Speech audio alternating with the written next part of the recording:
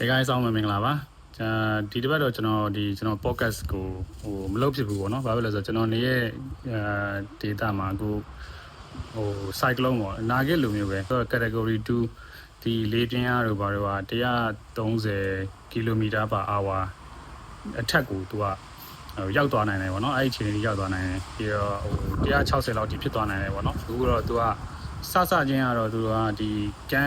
Cairns လို့ခေါ်ပါတော့ကျွန်တော်ဒီ Australia နိုင်ငံရဲ့အရှေ့ဘက်မှာတန်နာကြောက်တန်းရှိတယ်အဲ့တန်နာကြောက်တန်းကိုကျွန်တော်တို့ပတ်တပွေမှာတင်ရမှာတန်နာကြောက်တန်းအဲ့တန်နာကြောက်တန်းနားလောက်ကနေသူကစပြီးတော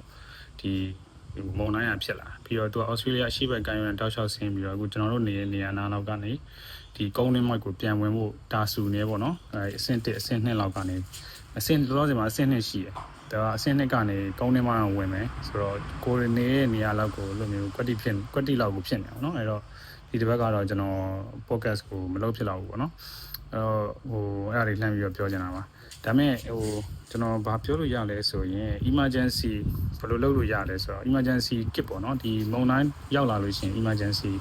ဘယ်လိုတွေပြင်ဆင်ရမလဲဆိုတော့ကျွန်တော်ပြပြပေးမယ်အဲ့ဒါလေးနော်မြန်မြန်လေးပြပြအဲ့တော့ဒီမှာဒါကျွန်တော်ဒီအိမ်ကိုဒီမှာ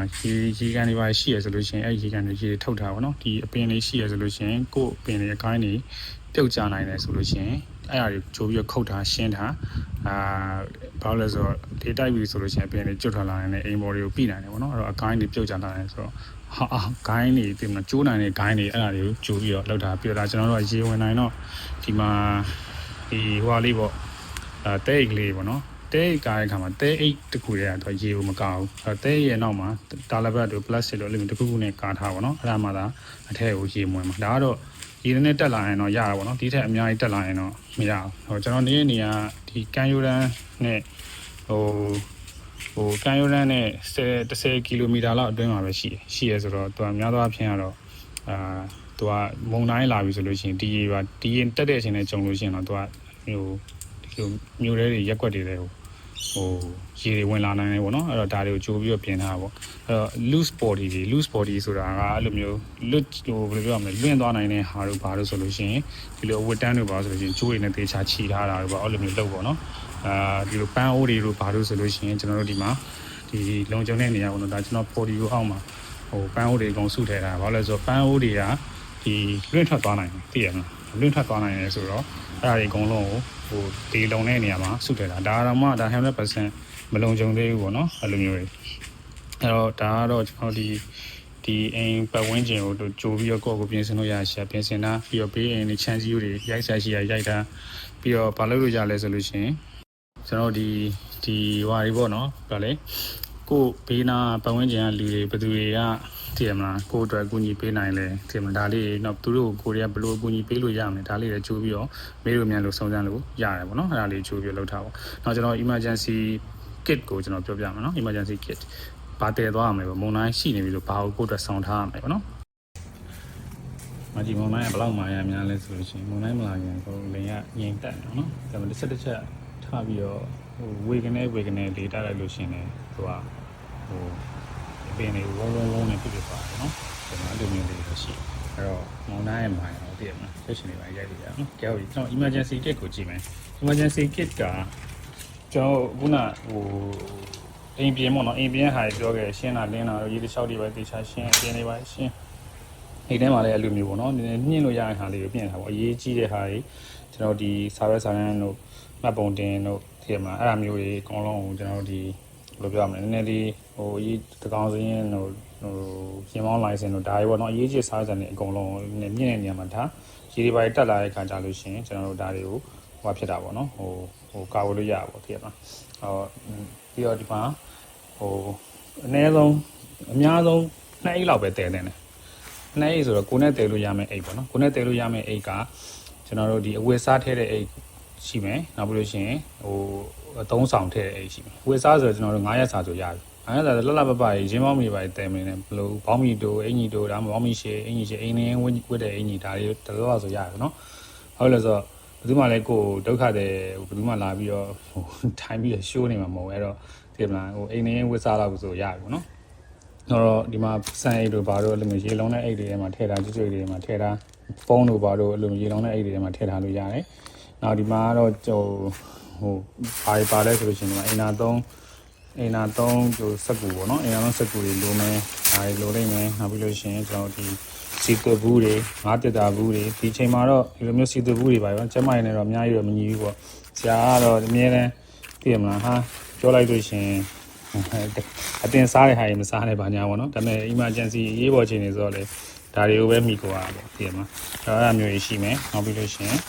ဒါလိုမျိုးဒါလေးကိုကြွကြွလေးနဲ့ထည့်တာတော့မကြီးပါဘူးမစိုးဘူးပေါ့နော်နောက်ပြီးလို့ရှိရင်ဆေးကအဓိကပေါ့နော်အဲ့တော့စီးကြိုသမားတို့တွေးလို့သမားတို့ဆေးပြတ်လို့မရတဲ့ဒီနှလုံးသမားတို့အဲ့ဆေးတွေကိုအိတ်ကလေးနဲ့ချိုးပြီးတော့ဒီလိုရှောင်းအိတ်ကလေးတွေရေလုံးအိတ်တွေနဲ့ထည့်တာပေါ့နော် waterproof ဟာလေးနဲ့နောက် first aid kit ဆိုတာဘာလဲဆိုတော့အရေးပေါ်သုံးလို့ရမှာဒဏ်ရာတရားရမှာပဲဘာဖြစ်လို့လဲဆိုလို့ရှိရင်သွားတယ်လာတယ်ထိရခိုက်တယ်ရှာမိရတို့ဘာလို့ပစ္စည်းတွေတရားရွှေ့ရတို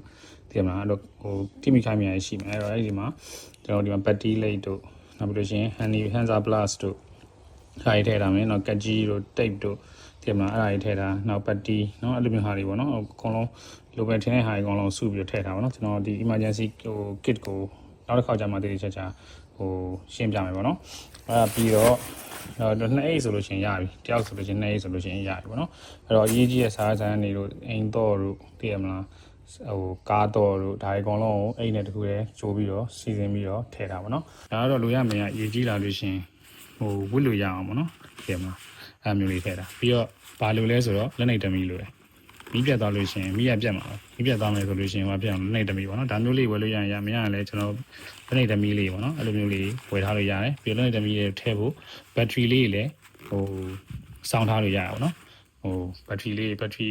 းလည်းစောင်းထားပေါ့နောက်အချောက်ချမ်းလေးကိုစုနိုင်လောက်စုပေါ့နော်5ရက်စာလောက်ပြည့်ရမယ်ဆိုလို့ရှိရင်လည်းအဲ့ဒီက3ဝင်တယ်မပြည့်ရဘူးအိမ်မှာပဲပိတ်မိနေလို့ရှိရင်လည်းဒါတွေကစားလို့ရတယ်ပေါ့နော်ဒါတို့ကတော့ cyclone ကနောက်ထပ်ဟိုလောက်ဟိုအခုတောက်ကြနေညနေညနဲ့ပထမတော့သူမှန်းတာကြာပြီးနေ့ဒီနေ့ပေါ့နော်ဒီနေ့ညနေကနေမနက်ဖြန်ဒီနေ့ကြာပြီးတောက်ကြစနေကိုသူကအဆိုးဆုံးလို့မှန်းတာဒါပေမဲ့အခုကတော့ဒီ cyclone ကလည်းနည်းနည်းလေးသူကဟိုပင်လယ်ထဲမှာတစ်လဲနေတယ်အဲကောင်ရန်တော်နဲ့ဟိုမလာသေးဘူးဆိုတာကောင်းတဲ့ချက်လားဆိုတော့ဟိုဝယ်သားကိုကြည့်ရတော့တချို့ကတော့ပြင်ဆင်ချိန်ပိုရပါတော့ကောင်းတာပေါ့ဒါပေမဲ့သူကနောက်တလန်းဆုပ်ပြီးတော့ရှေ့ကို10လန်းတက်ဖို့ပြင်နေရလဲဖြစ်နိုင်တယ်မှာအဲ့တော့ဘာမှပေါ်သေးအောင်လို့မရကျွန်တော်နာဂစ်တုံးကဟိုအတွေ့အကြုံတွေအများကြီးရှိရသိရမလားဒီလူတွေအများကြီးသေးတယ်အိမ်တွေအများကြီးပျက်စီးတယ်အစိုးရအဲ့တော့လည်းသိရမလားဟိုသောက်သုံးမကြရအစိုးရပြောရရင်တော့လူတွေအများကြီးသေးရပေါ့နော်မဆမ်းပါဘူးအဲ့လိုမျိုးဖြစ်တယ်အခုကတော့သူတို့ဒီမှာကတော့ဟိုတနေ့ကိုအနည်းဆုံးသူတို့မီတင်ကို3ချိန်လောက်လုပ်ပြီးတော့အမြဲတမ်း update တွေကိုကျွန်တော်တို့ဟို radio ကနေပြောတာတို့ TV ကနေပြောအဲ့လိုမျိုးလုပ်နေရပါတော့ဆိုတော့နည်းနည်းတော့ဟိုချိန်နဲ့တပြေးညီသိရပါသိရမှာပြင်ဆင်ရရှိပြင်ဆင်လို့ရပါဘူးเนาะအဲ့လိုမျိုးကြိုးပြီးပြင်ဆင်လို့ရအခုတော့ဒီလေတွေကအဲ့လိုမျိုးတစ်ချက်ဝှေ့ပြီးတိုက်သွားနောက်တစ်ခုကမုံတိုင်းလာလို့ရှိရင်တဲ့သူကမုံတိုင်းရဲ့အလဲပုံမုံတိုင်းရဲ့မျက်စိဆိုတာရှိရသိရမှာတိကျအောင်အားလုံးမုံတိုင်းရဲ့မျက်စိရောက်တဲ့အချိန်မှာမုံတိုင်းကဝင်တယ်မျက်စိရောက်သွားတဲ့အချိန်မှာသူကရာသီဥတုရုတ်တရက်ကြည်လင်းသွားပြီးတော့နေပါထွက်လာတယ်ညဘက်ဆိုလို့ရှိရင်လည်းကျေပါဒီမြင်ရတဲ့အထိအောင်ဖြစ်တယ်ပေါ့နော်အဲ့ဒီအချိန်မှာတချို့တွေကရုတ်တရက်ပြင်ထွက်ပြီးတော့ဟာ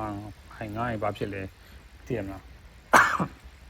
တော့ကြည်လိုက်အောင်ပဲဘာညာနဲ့လောက်ကြရပါတော့အဲ့လိုမျိုးမလုပ်နဲ့ဘာလို့လဲဆိုတော့မုံတိုင်းအလဲပိုပြီးလို့ရှိရင်အလဲပိုဖြတ်သွားလို့ရှိရင်မုံတိုင်းရဲ့နောက်ဆက်ပိုင်းဆက်လာမှာဆိုတော့ပိုပြီးတော့အနေကြီးရပါတော့အဲ့အလဲပိုဖြစ်နေတဲ့အချိန်မှာလည်းတခါကြလို့ရှိရင်တချို့ဟိုးဘေးအိမ်တွေကနေပစ္စည်းတွေလွင့်လာတော့ဘာတော့ကိုယ့်စီကိုကြလာနိုင်တယ်ပေါ့သိရမလားပြီးလို့ရှိရင်အပြင်ထွက်လိုက်တဲ့အချိန်မှာလက်စည်းချောင်းဟိုဘာလဲဟိုတက်ကျိုးတွေပါပြက်ကြတာတွေဘာလို့နဲ့ထိပြီးတော့တက်လိုက်ပြီးတော့တရားတွေလည်းမနေဘူးပေါ့နော်အဲ့လိုမျိုးဟို view site ပေါ့နော်သိရမလားဟိုဒါကတော့မြန်မာပြည်မှာလောလောဆယ်မုံတိုင်းမကြုံသေးဘူးပေါ့နော်ဒါကျွန်တော်ကမုံတိုင်းကြုံနေတဲ့အချိန်နဲ့မကိုက်လို့ဟိုကြုံတယ်လို့ပြောပြသွားတာပေါ့နော်ဒါမဲ့မြန်မာပြည်မှာတကယ်လို့မုံတိုင်းဖြစ်တဲ့ဘာညာဟိုနာဂီလိုမျိုး risk တွေပါရှိရလို့သတင်းတွေပါကြားလို့ရှိရင်ကျွန်တော်ထပ်ပြီးတော့အသေးစိတ်ထပ်ပြီးတော့ပြောပြမယ်ပေါ့နော်လောလောဆယ်ကတော့အားလုံးတော့လိုချင်ပါဆိုလိမ့်မယ်ဒါကတော့ကြုံလို့ပြောပြတဲ့အနေနဲ့ပြောပြလိုက်တာပေါ့နော်အားလုံးကိုယ်စိတ်နဲ့ပြန်ကျန်းမာချင်တာကြပါစေကျွန်တော်နောက်တစ်ပတ် recovery ဟိုပစ္စည်းတွေပါတန်ရှင်းရေးပါလုပ်ပြီးတဲ့အခါကြလို့ရှိရင်နောက်တစ်ပတ် hopefully ပေါ့နော် finger cross တည်မှာနောက်တစ်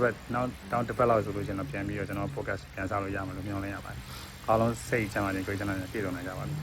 see you next time bye now